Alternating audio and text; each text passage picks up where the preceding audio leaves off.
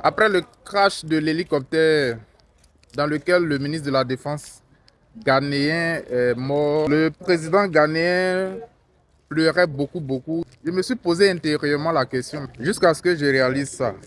Le président ghanéen mène une politique différente des autres présidents ghanéens.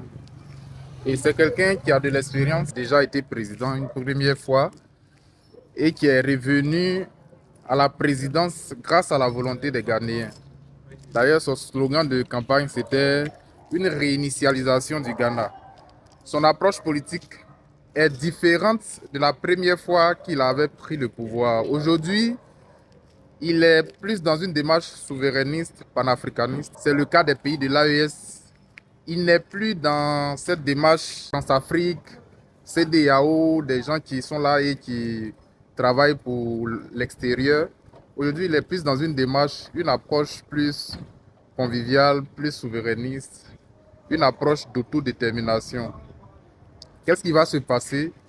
Ils vont lui envoyer des terreaux, ils vont l'emmerder, ils vont chercher à supprimer sa vie, déstabiliser le Ghana, créer un climat de terreur dans le pays qu'on appelle le Ghana, et c'est ce qui est en train de se passer. Selon les infos, les terreaux ont commencé à s'attaquer au Ghana. Ils ont commencé à mener des actions déstabilisatrices à l'encontre du Ghana, s'aimer la désolation, le trouble au sein des populations.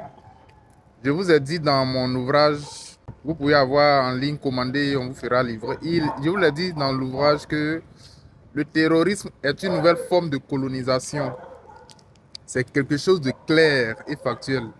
Le terrorisme est une nouvelle forme de colonisation. Ce que vous appelez terrorisme, c'est le prolongement de l'armée occidentale en Afrique. Ce sont les bras armés de l'Occident en Afrique.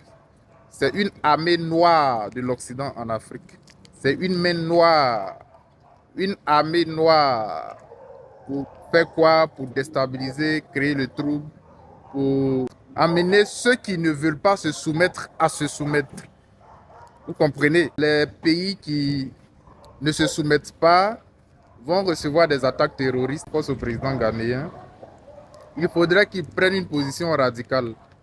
Sinon, s'il se met entre deux chaises, il risque de se retrouver par terre. Donc, force aux Ghanéens, force à nos ancêtres, force à ce peuple vaillant.